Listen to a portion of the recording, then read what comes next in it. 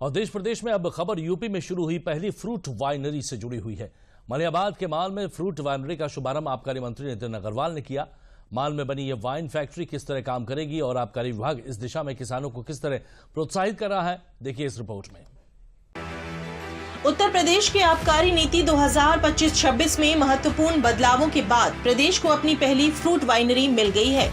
लखनऊ के मलिहाबाद के माल में मेव वाइन फैक्ट्री का शुभारंभ आबकारी मंत्री नितिन अग्रवाल ने रविवार को किया। इस दौरान आबकारी मंत्री ने फैक्ट्री का निरीक्षण भी किया। आबकारी मंत्री ने कहा कि स्थानीय फलों से वाइन बनाने के लिए किसानों को प्रोत्साहित किया जा रहा है। प्लांट है जिसको वो मैंगो और मलबरी से वाइन का प्रोडक्शन करेंगे, से लोकल फार्मर्स को बहुत सपोर्ट मिलेगा।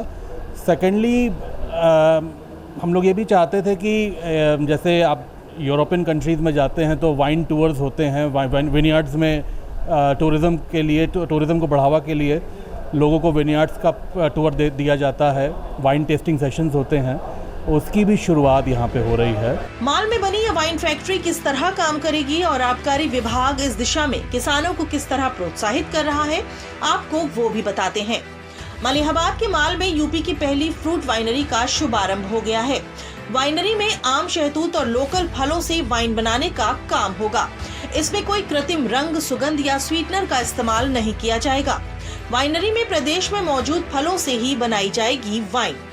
फैक्ट्री में प्राकृतिक रूप से बनेगा अल्कोहल, इथेनॉल का नहीं होगा इस्तेमाल। प्रदेश में फल उत्पादन को बढ़ावा देने के लिए आबकारी विभाग ने की है पहल। यूपी में उगाए गए फलों से निर्मित फ्रूट वाइन पर आगामी 5 वर्षों तक नहीं लगेगी एक्साइज ड्यूटी।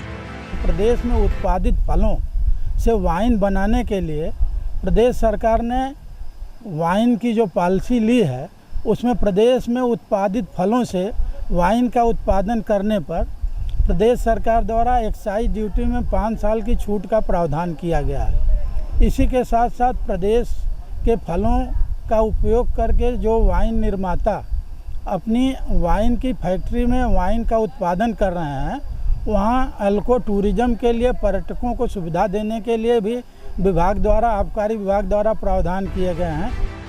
इस तरह की परियोजनाएं किसानों की आय को दोगुना करने में सहायक होंगी, साथ ही इससे रोजगार के नए अवसर भी सृजित होंगे। इस अवसर पर एक भव्य मैंगो फेस्टिवल का भी आयोजन किया गया, जिसमें बड़ी संख्या में देश विदेश से आए पर्यटकों ने हिस्सा लिया।